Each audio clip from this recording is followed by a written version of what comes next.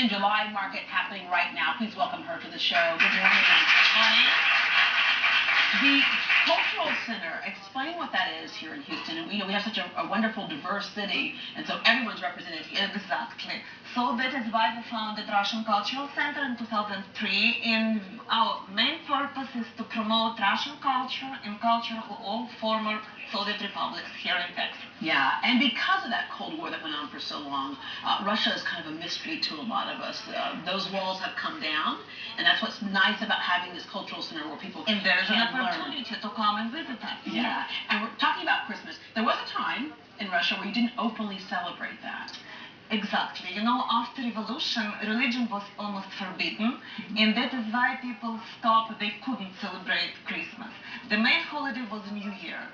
And that is why all traditions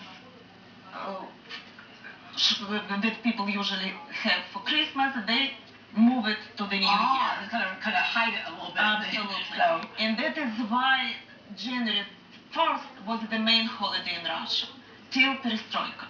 After Perestroika, religion is not forbidden anymore, and people have back their Christmas. Yeah. But this is also tricky because in Russia, before revolution, people use different calendar, and after 1999 they start using, instead of Julian calendar, they start using Gregorian calendar. And that is why in Russia we have now 2 Christmases and 2 New Years. I think I like that. I think I like that. Double up on some stuff there. All right, at the market, we'll be able to find some things that are traditional Russian pieces or pieces from, as you mentioned, those other countries that were under Soviet rule at one time. Let's start with, every country has their version of Santa Claus, and in this case, it is Father Frost. And I want to show you that this is Father Frost with big fur clothes, and this is Santa Claus. And Father Frost usually comes with his granddaughter, Snow Maiden. Oh, let's turn this around. You can see it here, yeah. And there this is a Snow Maiden. Does she bring gifts too? They come together and bring gifts. Yeah. I just want to make sure she's carrying her weight. No, they help. Because you celebrate it twice, and she's also bringing gifts. I think I'm liking this Russian Christmas type of thing here. All right, so this would be kind of a traditional piece, and this hand-carved piece. This is in hand-painted. Yeah. And you look at a lot of Russian art and Russian pieces, the carving and the paint and the colors are very vivid and just very pretty. Very bright, yes. This is something that a lot of us have seen, and we get a lot of joy out of. This is Russian nesting doll, and the name is Matryoshka. One doll supposed to be inside another one. Over here you see 10 of them. This is Matryoshka from Semyonova, traditional pattern, and they all look identical. So you end up opening it up. Yeah, this is Matryoshka from Sergiev Posad, and they all look different inside. Yeah. There are 7 inside. If you open, they're all different. All right. Now, do you use those for something? I always thought it was kind of an interesting thing, like a toy. This is the main Russian souvenir, but kids can play. Yeah. You buy one doll, and instead of one, you have 10. You have 10. I like that. Okay, so far you have like double Christmas, double New Year's, and now you got $1 turns into 10.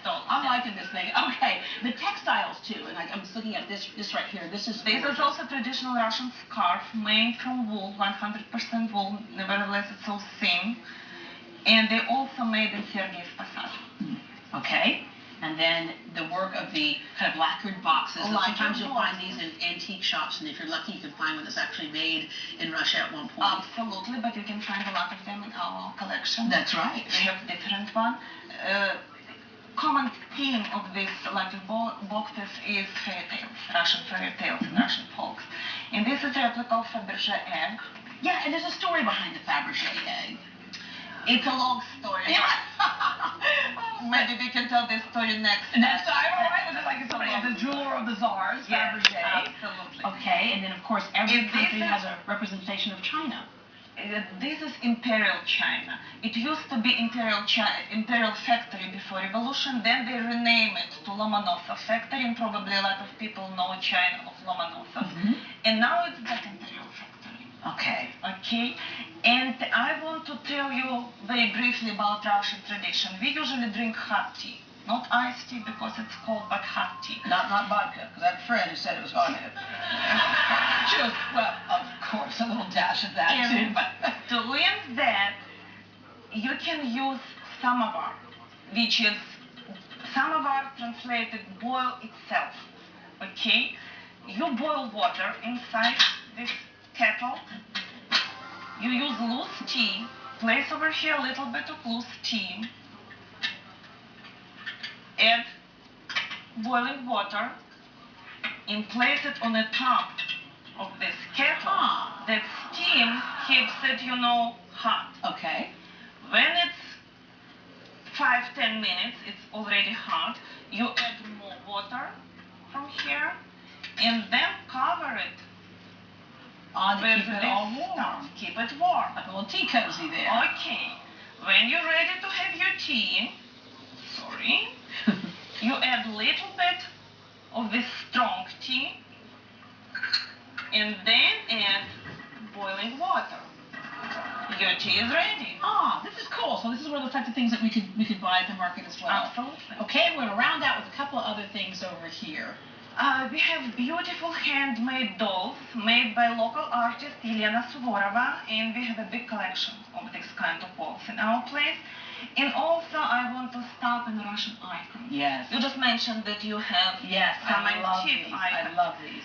Those are not antique, but they're made by pretty famous Russian artist Lyudmila Babaeva.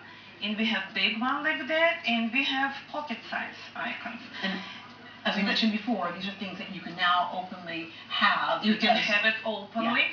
Yeah. And of course, there is religion meaning behind these icons, but also this is a beautiful piece of art. It is a beautiful piece of art. It's something that people used to have to hide, but now can have openly. I want to end with, for those of us who don't really know, like I mentioned, about Russia and the culture, I studied it in college and thought it was just amazing, but what would you say defines the Russian people?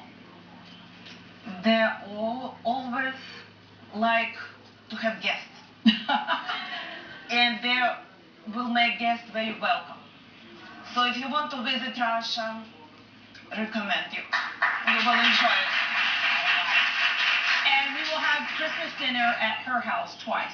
All right. Thank you so much for sharing this with us. The Christmas in July market runs through September at the Russian Cultural Center on Bissonnette. You can get someone a gift that's really unique and it has a story behind it. You can find out more by logging on to greatdayhouston.com. Let's see, how do you say bye in Russian or thank you in Russian? До свидания. До свидания. Okay, all right.